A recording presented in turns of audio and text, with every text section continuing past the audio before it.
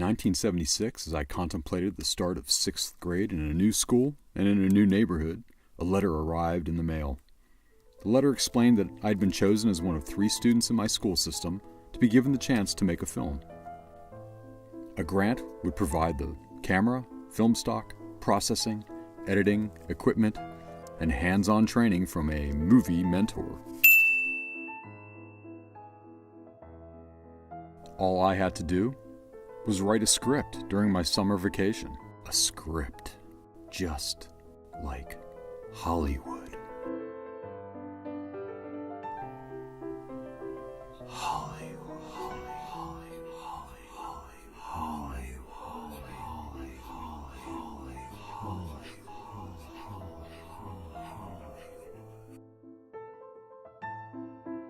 The move to a new neighborhood wasn't easy for me.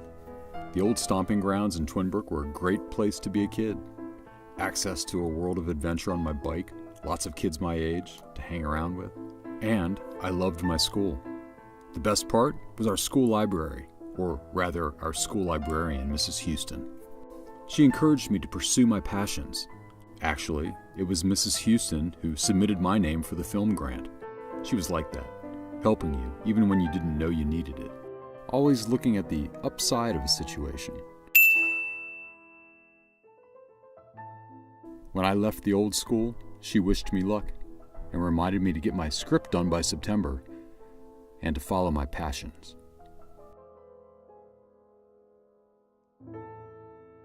My passions? Books. Books, books, books. Couldn't get enough of them. And movies. I really loved movies. Really, really loved them. And stories. With the help of my action figures, I made my own stories. I was never bored. As I contemplated my script, I let my mind wander. It wandered to the salt mines of Anderix, where Captain Swayze would fight off an attack from killer spheres.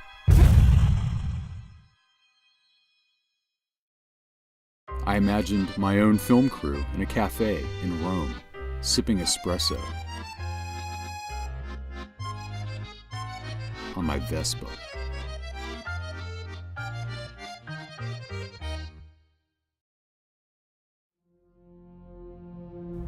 And I even considered skipping the grant altogether and making a go of it, writing the next simian space adventure. Professor Zalis would definitely be the star. Definitely. But none of it was working for me. I needed something to get the juices flowing, and then it hit me. A screen test. I gathered my 4 best friends and put on my director's hat. There was Amy, a year older than me and always willing to play along. Eric was like me, serious, maybe too serious for an 11-year-old. Ken was a sports guy, always laughing and always winning, without even trying. Caroline was sweet. 2 years younger than the rest of us, she nonetheless enjoyed hanging with the big kids. I put them through the ringer, making them show me their stuff.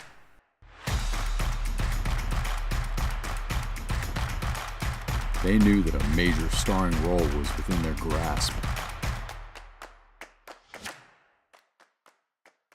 If they could just make the cut.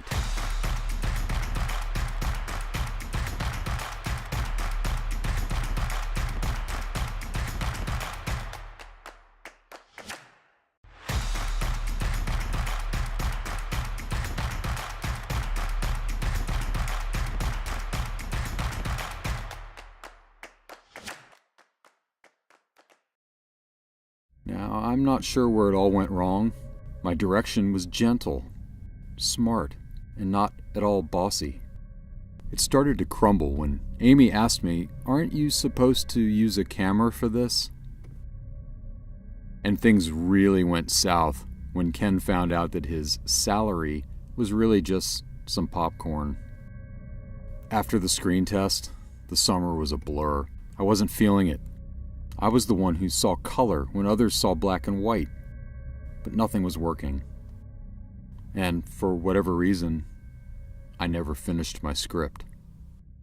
I received a letter from Mrs. Houston in October telling me that I had lost the grant and that some kid named Brett got my grant money instead.